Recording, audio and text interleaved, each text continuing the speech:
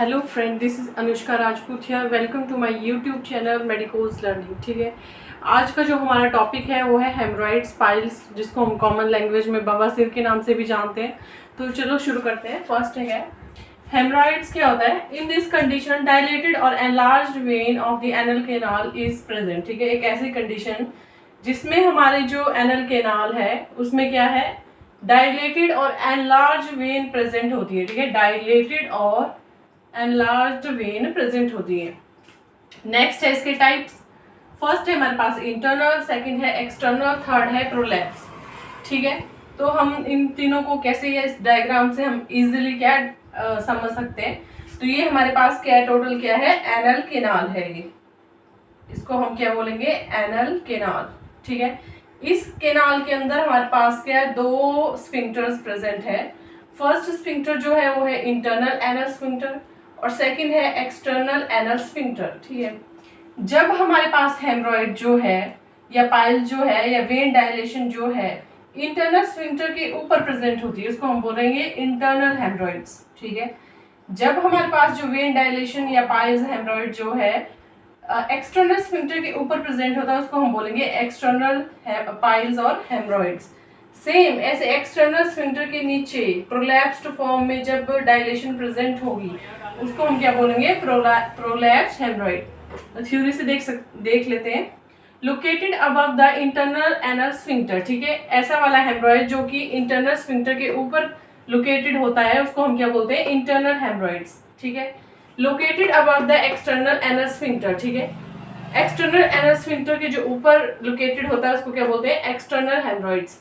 Prolapsed haemorrhoid located outside and appear as mass protruding outside the anal opening. ठीक है, सबसे बाहर present होते हैं, आउटसाइड में प्रेजेंट होते हैं और हमें ऐसा अपीयर होता है कि कोई मास है जो कि प्रोट्रूड आउट हो रहा है, बाहर को निकल रहा है मास आउटसाइड द एनल ओपनिंग। ठीक है, जो एनल ओपनिंग है उससे बाहर को क्या है, मास निकल रहा है, ऐसा हमें क्या है, फील होता है। तो ये सारे क्या है, टाइप्स ऑफ हेमरॉइड्स।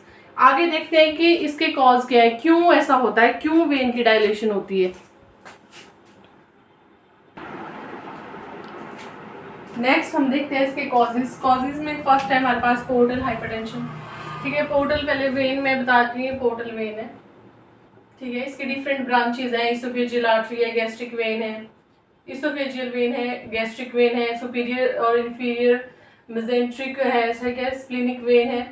ये सारी क्या मिलके क्या बनाती है, पोर्टल हाइपरटेंशन बनाती है, पोर्टल वेन बनाती है। ठीक है, जो हमारी इंफीरियर वाली मेसेंट्रिक वेन है उसमें क्या है, जो हमारी रेक्टल वेन है, चाहे सुपीरियर है चाहे इंफीरियर है, रेक्टल वेन क्या वो भी कनेक्टेड होती है कि इंफीरियर जो मेसेंट्रिक आर्टरी है उसकी फर्दर ब्रांचेस क्या होती है, रेक्टल वेन में होती है।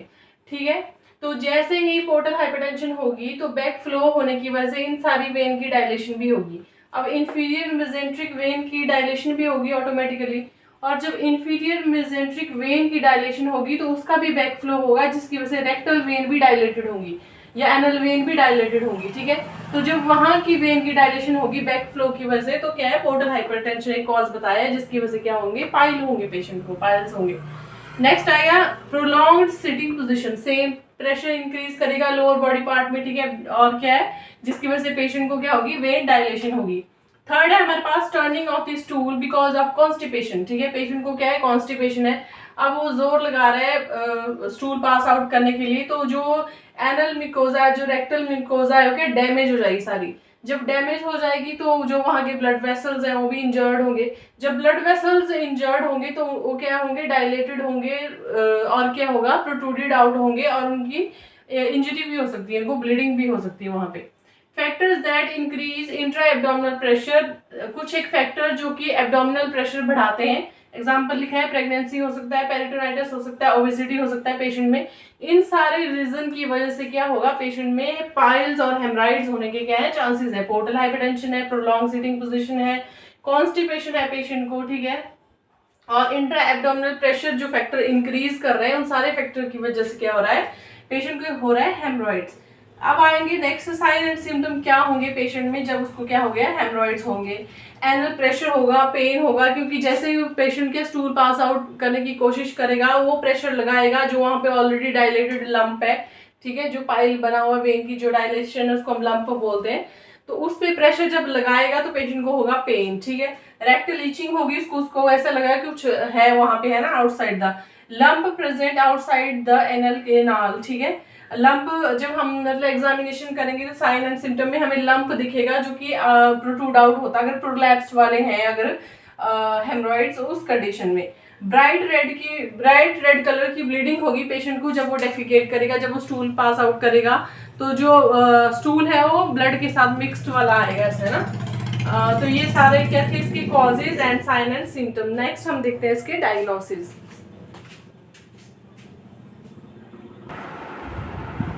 नेक्स्ट है हमारे पास डायग्नोसिस, हम कैसे करेंगे, ठीक है। डिजिटल रेक्टल एग्जामिनेशन करेंगे, ग्लव्स पहन के पेशेंट को क्या है जो पाइल्स है उनको पालपेट करके देखेंगे इसमें रेक्टल एरिया में, ठीक है। ग्लव्ड फिंगर हम इंसर्ट करेंगे और क्या पालपेट करेंगे, अगर पालपेट में हमें लंप फील हुआ इट मीन्स हेमरॉइड्स प्रेजेंट है।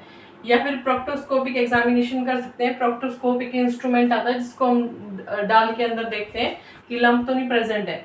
मेडिकल मैनेजमेंट में क्या करेंगे हम पेशेंट में, ठीक है। मेडिकल मैनेजमेंट में हम उसको आइस पैक एप्लीकेशन दे सकते हैं ताकि जो वहाँ पे ब्लीडिंग हो रही है वो क्या स्टॉप हो सके, वेजो कंस्ट्रिक्शन हो जाए। सेकंड आ गया सिट्स बाथ हम देंगे। सिट्स बाथ क्या करेगा, पेशेंट का जो पेन का लेवल है वो क्या डिक्रीज करेगा। या विच हेजल सोक दे सकते हैं, एक टाइप का प्लांट है जिसमें प्लांट है, प्लांट के ऑयल यूज किया जाता है ना, ताकि सॉफ्ट रहे। और क्या है टॉपिकल लिग्नोकेन भी अप्लाई कर सकते हैं ताकि वहाँ पे सेंसेशन लॉस हो जाए, पेशेंट को क्या है पेन ना हो। हम पेशेंट को एडवाइस करेंगे कि वो बहुत ज़्यादा पानी पिए और हाई फाइबर वाली डाइट ले ताकि कॉन्स्टिपेशन ना हो, ताकि हेमरॉइड्स ना हो। और हम पेशेंट को क्या स्टूल सॉफ्टनर भी देंगे ताकि जो स्टूल का कंटेंट है वो हार्ड ना हो, फीकल मैटर हार्ड ना हो और वो क्या वेन को डैमेज ना करे, इसलिए स्टूल सॉफ्टनर देंगे हम उसको। सर्जिकल मैनेजमेंट में हम मतलब 4 टाइप्स की सर्जरी मैंने लिखी है, ठीक है। जब हमने इसोफेजियल वेरिसिस पढ़ा था उसमें भी सेम इसोफेगस के अंदर वेन की डायलेशन हो रही, तो यही टाइप की सर्जरी, थोड़े नाम डिफरेंट थे बट सर्जरी क्या थी सेम थी, ऐसे ही परफॉर्म कर रहे हैं हम। तो इसमें भी यही कर रहे हैं। फर्स्ट है हमारे पास रबर बैंड लाइगेशन करेंगे हम। सेकेंड है क्रायो सर्जरी, ठीक है, लिक्विड नाइट्रोजन का यूज करके हम क्या डैमेज करेंगे। थर्ड है हमारे पास स्क्लेरोथेरेपी, ठीक है, स्क्लेरोथेरेपी में भी हम क्या स्कार बनाते हैं। फोर्थ है हमारे पास हेमरोइडेक्टमी, अगर प्रोलैप्स्ड वाले हैं बाहर है तो हम रिमूव भी कर सकते हैं सर्जरी से। तो इन चारों को हम डिटेल में देख लेते हैं कि है क्या क्या surgeries.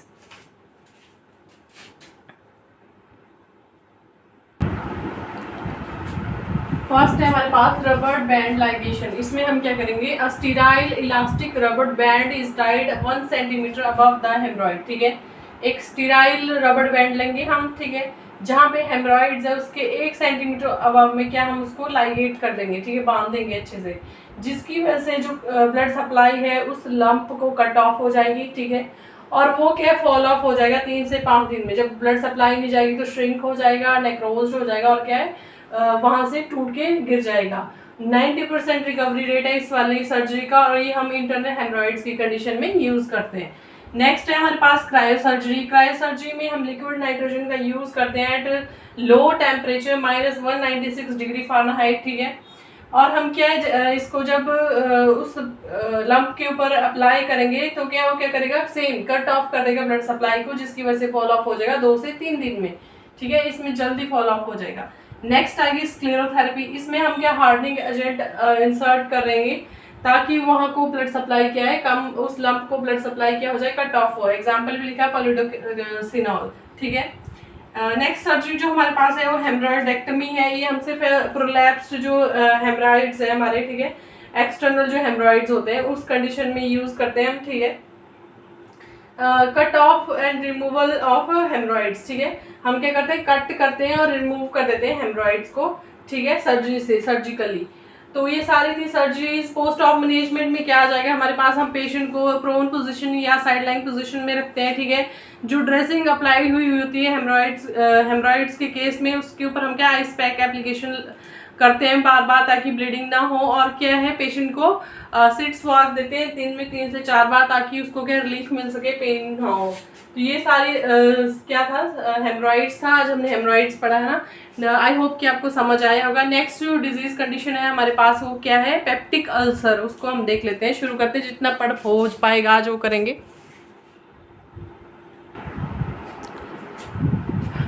Peptic ulcer disease. Peptic ulcer disease क्या है, ulceration of the mucosal layer on the stomach and the duodenum, ठीक है। जो स्टमक में होता है उसको हम गैस्ट्रिक कैंसर बोलते हैं, ठीक, गैस्ट्रिक अल्सर्स बोलते हैं, और जो ड्यूडेनम में होते हैं उनको ड्यूडेनल अल्सर्स हम बोलते हैं, ठीक है। तो अल्सरेशन होती है म्यूकोजल लेयर की, या स्टमक पे होगी या ड्यूडेनम में होगी, इसको हम क्या बोल रहे हैं, पेप्टिक अल्सर डिजीज बोले हैं। नेक्स्ट है हमारे पास रिस्क फैक्टर एंड कॉज। ऐसा क्यों होता है, मेनली ये बताया कि HCl की प्रोडक्शन इंक्रीज हो जाए, ठीक है, या फिर जो टिश्यू रेजिस्टेंस है वो कम हो जाए HCl को, ठीक है, रेजिस्ट नहीं कर रहे हैं HCl के लिए टिश्यू, और क्या है H पाइलोरी या इन्फेक्शन है उसकी वजह से हो सकता है, या फिर स्ट्रेस हो सकता है। स्ट्रेस क्या करेगा, स्ट्रेस हार्मोन रिलीज करेगा, एक बार जो लाइनिंग डैमेज हुई होगी और रिपेयर नहीं होगी और डिजीज कंडीशन को क्या करेगा, वर्सन करेगा, इम्प्रॉपर हीलिंग होगी। एच पाइलोरिक, ठीक है, जो हेलिकोबैक्टर पाइलोरी है वो क्या है, एक कॉजेटिव एजेंट, एक बैक्टीरिया है, वो क्या करता है, release some kind of toxin that damage the mucosa layer of the stomach, ठीक है, कुछ एक टॉक्सिन ये क्या रिलीज करता है जिसकी वजह से जो म्यूकोजा लेयर है स्टमक की वो क्या डैमेज हो जाती है, ठीक है, उसकी वजह से क्या होगा फिर अल्सरेशन। एक्सेसिव अल्कोहल कंजप्शन कर रहा है या स्मोकिंग कर रहा है, सेम वेजो कंस्ट्रिक्शन कर होगी, उसकी वजह से अल्कोहल की वजह से लीवर भी डैमेज होगा, ठीक है, स्टमक की जो लाइनिंग है म्यूकोजा वो भी डैमेज होगी, तो इन सारे रीजन की वजह से भी हो रहा है। नेक्स्ट आ गया हमारे पास एक्सेसिव यूज ऑफ नसेड, ठीक है, कोई पेशेंट है वो एस्प्रिन ले जा रहा है बहुत ज़्यादा अमाउंट में, तो उसकी वजह से भी म्यूकोजा लेयर क्या डैमेज हो सकती है। क्रॉनिक हिस्ट्री ऑफ गैस्ट्राइटिस, किसी पेशेंट को बहुत लंबे समय से क्या है गैस्ट्राइटिस की प्रॉब्लम है, तो उसमें भी क्या पेप्टिक अल्सर डिजीज होने के चांसेस है। अपर जीआई की अगर रेडियोथेरेपी चल रही है तो उसका क्या साइड इफेक्ट भी हो सकता है जिसकी वजह से अल्सरेशन होगी, ठीक है, क्योंकि सोर थ्रोट करता है तो वैसे सेम अल्सरेशन करेगा पेट में, तो उसकी वजह से क्या होगा, पेप्टिक अल्सर डिजीज। नेक्स्ट है हमारे पास जोलिंगर एलिसन सिंड्रोम, ये क्या है, एक टाइप का ट्यूमर है जो क्या सिक्रेट करेगा, गैस्ट्रिन हार्मोन सिक्रेट करेगा, वो गैस्ट्रिन हार्मोन क्या पैराइटल सेल पे जाके एक्ट करता है, पैराइटल सेल की हाइपरट्रॉफी कर देता है। जब पैराइटल सेल की हाइपरट्रॉफी हो जाता है तो और ज्यादा अमाउंट में क्या है HCl जो हमारा हाइड्रोक्लोरिक एसिड है उसकी प्रोडक्शन करना शुरू कर देता है, जिसकी वजह से क्या होता है, पेशेंट को पेप्टिक अल्सर डिजीज होती है। तो ये सारे कुछ एक फैक्टर थे, ठीक है, HCl बढ़ रहा है जोलिंगर एलिसन सिंड्रोम की वजह से, ठीक है, रेडियोथेरेपी हो रही है, गैस्ट्राइटिस हुआ है पेशेंट को, अल्कोहलिक है और स्मोकिंग करता है, ठीक है, H पाइलोरिक अगर इन्फेक्शन है उसको H पाइलोराई का, स्ट्रेस हार्मोन अगर रिलीज हो रहे हैं बॉडी में, और क्या है ये सारे क्या है कॉज है, और डिक्रीज टिश्यू रेजिस्टेंस है हमारा किसके लिए, HCl के लिए, तो ये सारे क्या है रीजन। नेक्स्ट हम देख लेते हैं कि मैंने बोला स्टमक जो में जो होते हैं अल्सर्स उनको हम गैस्ट्रिक अल्सर्स बोलते हैं, और जो ड्यूडेनम में होते हैं उनको ड्यूडेनल अल्सर बोलते हैं। तो दोनों में क्या डिफरेंस है, मतलब क्या डिफरेंस आता है वो देख लेते हैं हम दोनों में।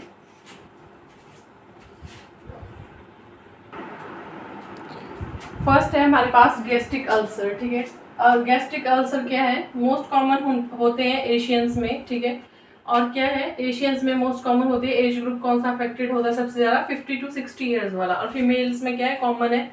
इनकी अगर लोकेशन की मैं बात करूँ तो प्रेजेंट होते हैं lesser curvature of the stomach, ठीक है, ऐसे होता है स्टमक, ठीक है, ये लेसर कर्वेचर और एक ग्रेटर कर्वेचर है। तो लेसर कर्वेचर में प्रेजेंट होते हैं, सुपरफिशियल होते हैं नेचर में, अक्यूट फॉर्म में होते हैं, ठीक है, सडन हो जाते हैं मतलब इमीडिएटली, और इनमें जो पेन किस टाइप का होता है, एक तो लोकेशन पेन की लेफ्ट मिड एपिगेस्ट्रिक पेन होता है पेशेंट को, ठीक है, दोनों में लेफ्ट मिड एपिगेस्ट्रिक पेन ही होता है पेशेंट को, लोकेशन क्या सेम है, बट इसमें पेन का जो नेचर है वो क्या होगा, 30 से 60 मिनट खाना खाने के बाद होगा पेशेंट को, क्योंकि जैसे पेशेंट खाना खाएगा और स्टमक में रहेगा है ना, उसका डाइजेशन होना शुरू होगा तो क्या होगा, HCl की प्रोडक्शन होगी, तो जैसे ही पेशेंट खाना खाएगा तो HCl की प्रोडक्शन होना ज़्यादा हो जाएगी, इसलिए जब भी पेशेंट खाना खाएगा तो उसको पेन ज़्यादा होगा, क्योंकि जो अल्सर्स बने हुए अंदर वो क्या HCl के कांटेक्ट में आएंगे, जिसकी वजह से पेशेंट का जो पेन है वो और ज़्यादा इंक्रीज हो जाएगा। और जो ड्यूडेनल अल्सर है वो क्या मोस्ट कॉमन वर्ल्ड वाइड है, ठीक है, एज ग्रुप 35 to 45 ईयर वाला इन्वॉल्व है, मेल में ज़्यादा कॉमन होते हैं। इसमें क्या होता है 1 to 2 सेंटीमीटर जो इनिशियल पार्ट है ड्यूडेनम का, वहाँ पे इनकी लोकेशन होती है, वहाँ पे प्रेजेंट होते हैं, डीप होते हैं नेचर में, और क्रॉनिक होते हैं, प्रोग्रेसिवली होते हैं, मतलब काफ़ी टाइम लगता है इनको फॉर्म होने में। और इसमें अगर पेन क्या मैं नेचर बताऊँ तो पेन मिड एपिगैस्ट्रिक एरिया में ही प्रेजेंट होता है, बट क्या होता है 2 से 4 घंटे खाना खाने के बाद से पेशेंट को पेन होना शुरू होता है, जैसे ही खाना ड्यूडेनम से पास आउट हो जाएगा आगे आगे चल जाएगा ड्यूडेनम से जेजुनम में, तो उसके बाद के पेशेंट को पेन होना शुरू होगा। बट जब पेशेंट खाना खाएगा और जब खाना क्या है ड्यूडेनम में प्रेजेंट होगा, उस टाइम क्या अल्कलाइन सिक्रीशंस क्या रिलीज होंगी बॉडी में। इसलिए जब भी पेशेंट खाना खाएगा तो उसका पेन क्या है कम हो जाएगा। रात में क्या वो खाना नहीं खाएगा, एम्प्टी होगा उसका ड्यूडेनम, इसलिए उस टाइम उसको क्या पेन ज्यादा होगा। ठीक है, जैसे ही बॉडी में खाना खाएगा वो और अल्कलाइन सिक्रीशंस बढ़ेंगी तो पेन का लेवल कम हो जाता है। ये दोनों क्या है हम आइडेंटिफाई कर सकते हैं तो हमें किस टाइप के अल्सर प्रेजेंट है। गैस्ट्रिक अल्सर है तो जैसे खाना खाएगा तब पेन होगा। जब ड्यूडेनल अल्सर तब होंगे जब खाना खाने के 2 से 4 घंटे बाद, जब ड्यूडेनम को पास आउट हो जाएंगे वो सारा खाना, तो क्या है पेशेंट को क्या होगा पेन। नेक्स्ट हम देख लेते हैं इसके डायग्नोसिस।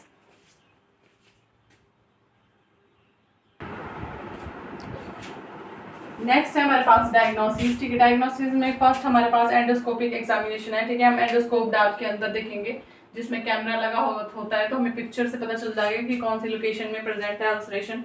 तो ये क्या कंफर्मेटरी डायग्नोसिस रहेगा कि गैस्ट्रिक अल्सर है या ड्यूडेनल अल्सर है। नेक्स्ट आ गया हमारे पास यूरिया ब्रीथ टेस्ट। ठीक है, यूरिया ब्रीथ टेस्ट हम करते हैं ये डिटेक्ट करने के लिए कि जो एच पाइलोराई है उसका इन्फेक्शन है पेशेंट को या नहीं है। ठीक है, इसमें हम क्या करते हैं कार्बन लेबल्ड यूरिया कैप्सूल हम पेशेंट को देते हैं ओरली। ठीक है, कार्बन लेबल्ड यूरिया कैप्सूल हम ओरली देते हैं और आफ्टर 10 to 20 मिनट्स हम ब्रीथ का सैंपल लेते हैं।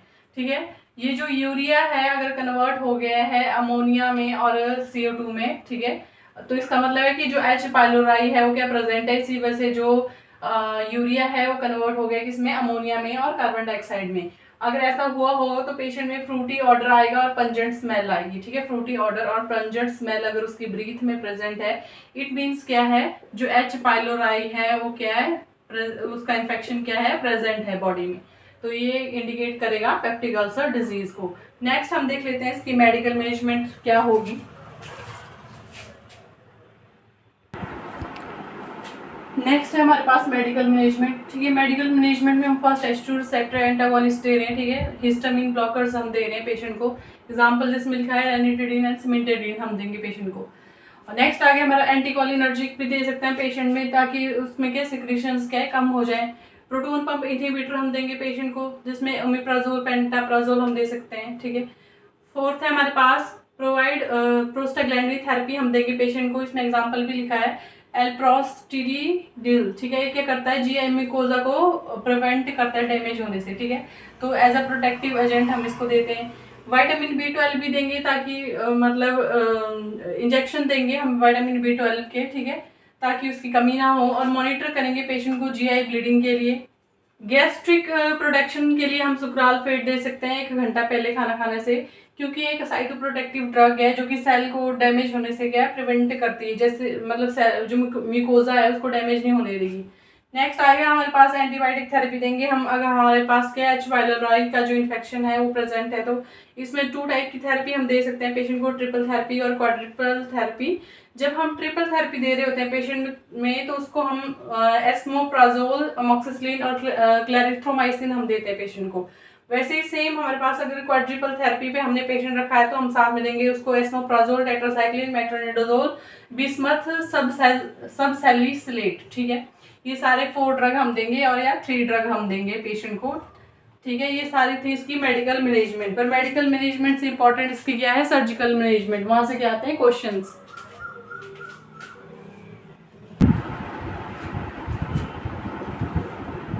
सर्जिकल मैनेजमेंट में जो फर्स्ट सर्जरी हम परफॉर्म कर रहे हैं पेशेंट में उसका नाम है बिलरूथ 1।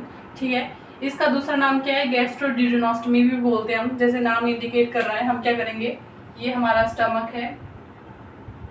ठीक है, तो जो अफेक्टेड पार्ट है उसको रिमूव कर देंगे हम। मान लो ये हमने क्या है रिमूव कर दिया सारा अफेक्टेड पार्ट। और जो नेक्स्ट पार्ट आएगा हमारे पास क्या है, यहाँ पे ड्यूडेनम होगा तो हम ड्यूडेनम के साथ उसको क्या कर देंगे एनास्टोमोसिस। ठीक है, ड्यूडेनम के साथ हम क्या जोड़ देंगे इसको। इस सर्जरी को हम क्या बोल रहे हैं बिलरूथ 1। सेकंड आ गया हमारे पास बिलरूथ 2। इसमें हम क्या कर रहे हैं गैस्ट्रोजेजुनोस्टमी कर रहे हैं। ठीक है, जो अफेक्टेड पार्ट है स्टमक का वो भी रिमूव करना है और साथ में जो ड्यूडेनम था उसको भी रिमूव कर दिया हमने। जो उससे नेक्स्ट पार्ट होगा जेजुनम, उसके साथ हम क्या है उसको एनास्टोमोसिस कर देंगे, दोबारा से जोड़ देंगे। तो उस सर्जरी को हम बोलते हैं बिलरूथ 2। इन दोनों के अनदर नेम भी पूछे जाते हैं पेपर में, तो ये हमें पता होना चाहिए। थर्ड हमारे पास वेगोटॉमी कर सकते हैं, विद एंट्रेक्टमी भी कर सकते हैं और सिंगल भी कर सकते हैं। वेगोटॉमी में हम वेगस नर्व ही कट कर देंगे ताकि सेंसेशन ना हो, पेशेंट को पेन ना हो, और एंट्रेक्टमी में हम lower portion of stomach remove करते हैं। ठीक है, ये दोनों कंबाइनली भी परफॉर्म की जाती है और अलग अलग भी परफॉर्म की जाती है वेगोटॉमी। नेक्स्ट आ गया हमारे पास पाइलोरोप्लास्टी। ठीक है, हमें पता है ये स्टमक है। ठीक है, ये जो लोअर वाला पोर्शन है इसको हम पाइलोरस बोलते हैं। तो इस सर्जरी में हम क्या कर रहे हैं, जो पाइलोरस पार्ट है उसको क्या चौड़ा बना दे रहे हैं हम, ताकि जो खाना है इमीडिएटली पाइलोरस में आ जाए और कभी ऑब्स्ट्रक्शन ना हो। ठीक है, तो इसको रिपेयर करके हम चौड़ा बना दे रहे हैं ताकि इमीडिएटली जो पेट में खाना गया होके एम्प्टी होके यहाँ पे आ जाए। नेक्स्ट है टोटल गैस्ट्रेक्टमी भी कर सकते हैं पेशेंट में। टोटल गैस्ट्रेक्टमी जब हम कर रहे हैं पेशेंट में तो हम सारा स्टमक ही रिमूव कर देंगे। ठीक है, सारा स्टमक हमने रिमूव कर दिया, ये हमारा इसोफेगस है, स्टमक हमने क्या रिमूव कर दिया। अगर हम इस पार्ट को जेजुनम के साथ जोड़ रहे हैं डायरेक्टली तो हम इसको बोलेंगे इसोफेगोजेजुनोस्टमी। अगर हमने ड्यूडेनम रिमूव नहीं किया है और ड्यूडेनम के साथ क्या है एनास्टोमोसिस कर रहे हैं तब हम इसको बोलेंगे इसोफेगोजेजुनोस्टमी। ठीक है, तो ये टोटल गैस्ट्रेक्टमी की केस में 2 एनास्टोमोसिस हम परफॉर्म करते हैं। नेक्स्ट है हमारे पास पोस्ट ऑफ मैनेजमेंट। हम क्या करेंगे, वाइटल साइन की मॉनिटरिंग करेंगे, पेशेंट को फाउलर पोजीशन में रखेंगे ताकि वो उसको कंफर्टेबल भी फील हो और जो ड्रेनेज हमने लगाया है ग्रेविटी की वजह से फैसिलिटेट हो सके। ठीक है, सिक्रेशन क्या इमीडिएटली बाहर आ सके। असेस करेंगे बाउल साउंड के लिए, तभी उसके बाद हम डाइट उसको शुरू कर सकते हैं। एनपीओ रखना है पहले इनिशियल में 1 से 2 दिन तक हम पेशेंट को एनपीओ करके रखेंगे और एनजी ट्यूब उसमें लगी होगी। हमने अपनी मर्जी से कभी भी एनजी ट्यूब को इरिगेट या फ्लश नहीं करना है क्योंकि वहाँ पे जो अंदर सूचर लगे होते हैं उनके क्या है टूटने का डर रहता है। तो हमने जब तक हमें ऑर्डर ना मिले ऐसा करने का हमने नहीं करना है। ये तो सारी ही किया पोस्ट ऑफ मैनेजमेंट। उसके बाद आएगी कॉम्प्लिकेशंस। ठीक है, हमने सर्जरी कर दी, पेप्टिक अल्सर डिजीज को रिपेयर भी कर दिया। अब पेशेंट में क्या है हेमरेज, जीआई ब्लीडिंग होने के चांसेस है। डंपिंग सिंड्रोम क्या होता है, इमीडिएटली क्या है स्टमक एम्प्टी होकर ढेर लग जाता है खाने का नीचे। ठीक है, इसको हम डिटेल में पढ़ेंगे। विटामिन B12 की डेफिशिएंसी हो सकती है क्योंकि हमें पता है इंट्रिंसिक फैक्टर के बिना विटामिन जो B12 है वो क्या एब्जॉर्ब नहीं होती बॉडी में। जब हमने स्टमक रिमूव कर दिया, स्टमक के साथ छेड़खानी की, तो इंट्रिंसिक फैक्टर क्या सफिशिएंट नहीं होगा तो विटामिन जो B12 है वो एब्जॉर्ब नहीं होगी बॉडी में। हाइपोग्लाइसीमिया, अगर हम सर्जरी कर रहे हैं, हमने पैंक्रियाज में कोई छेड़खानी कर दी, ठीक है, उस वजह से भी क्या होगा पेशेंट में हाइपोग्लाइसीमिया हो सकता है क्योंकि जो बीटा सेल है डैमेज हो सकते हैं। तो ये सारी थी क्या सर्जिकल मैनेजमेंट और हमने जो डिटेल में पढ़ी क्या पेप्टिक अल्सर डिजीज बहुत ही ज़्यादा इंपॉर्टेंट है एग्जामिनेशन पॉइंट ऑफ व्यू से क्योंकि यहाँ से क्वेश्चन क्या फ्रेम्ड होते हैं। सो आई होप कि आपको समझ आया होगा। हमने आज 2 डिजीज कंडीशन कवर कर लिए। अभी मेरे को लगा एक हेपेटाइटिस हमारे पास रह गया है, कोलोस्टमी रह गया है और डंपिंग सिंड्रोम रह गया पढ़ने के लिए। उसके बाद हमारा जो डाइजेस्टिव सिस्टम है वो भी खत्म हो जाएगा। तो आज के लिए इतना ही। वीडियो को लाइक करें, कमेंट करें, शेयर करें और चैनल को सब्सक्राइब करें। Thank you.